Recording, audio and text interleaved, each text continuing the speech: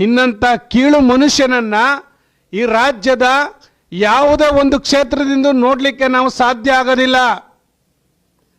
Mister MLA, ನಿಮ್ಗೆ ಹೇಳ್ತಾ ಇದ್ದೇವೆ, ಚಾಲೆಂಜ್ ನಿಮ್ಮನ್ನು ಕರೀತಾ ಇದ್ದೇವೆ.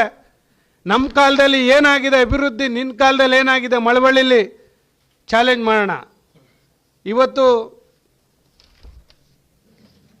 26,000 ಕೋಟಿಗೂ SCP TSP ಹಣವನ್ನು ವರ್ಗಾವಣೆ ಮಾಡಿಕೊಂಡವರಲ್ಲ, SCP TSP ಹಣ ಈ ಸಮಾಜಕ್ಕೆ ಅಭಿವೃದ್ಧಿಗೆ ಉದ್ಧಾರಕ್ಕಿಟ್ಟಿದ್ದಂಥ ಹಣವನ್ನು ಈ ಸರ್ಕಾರ ವರ್ಗಾವಣೆ ಮಾಡ್ಕೊಂಡಿದೆ. ಬಾಯಿಗೆ ಸಕ್ಕರೆ ಕಡ್ಡಿ ಹಾಕೋ ಕೂತಿದ್ದೀನಪ್ಪ MLA. ಅದು SC/ST ಕಮಿಟಿ ಅಧ್ಯಕ್ಷ ನೀನು, ಅದು 2ನೇ ಬಾರಿಗೆ. ಏನು ರೋಲ್ ಕಾಲ್ ಮಾಡೋಕ್ಕೆ ಎಲ್ಲರನ್ನು ಎದುರಿಸಿ SC/ST ನೀವು SC/ST ಅಂತೇಳಿ ಆ ಸಮಿತಿಲಿರೋದು, ನೀನು ರೋಲ್ ಕಾಲ್ ಮಾಡೋಕ್ಕೆ ಇರೋದು ಎಲ್ಲರನ್ನು ಎದುರಿಸಿ.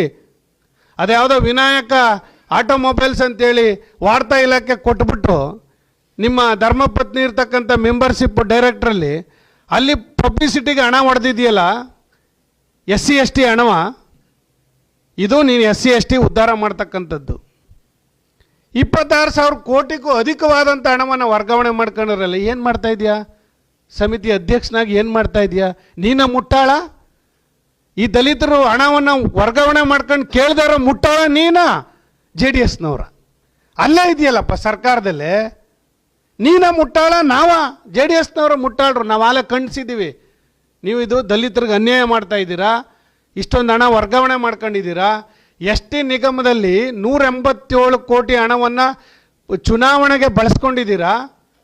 ಆಮೇಲೆ ನೀವೇ ಮುಖ್ಯಮಂತ್ರಿಗಳ ಸ್ವತಃ 89 ಕೋಟಿ ಅಷ್ಟೇ, 187 ಕೋಟಿ ಅಲ್ಲ ಅಂತ ಅವರೇ ಅಸೆಂಬ್ಲಿಲಿ ಒಪ್ಕೊಂಡಿದ್ದಾರೆ. ಹಂಗಾರೆ ತಪ್ಪಿತಸ್ಥರಲ್ವಾ ಸಿದ್ದರಾಮಯ್ಯನವರು?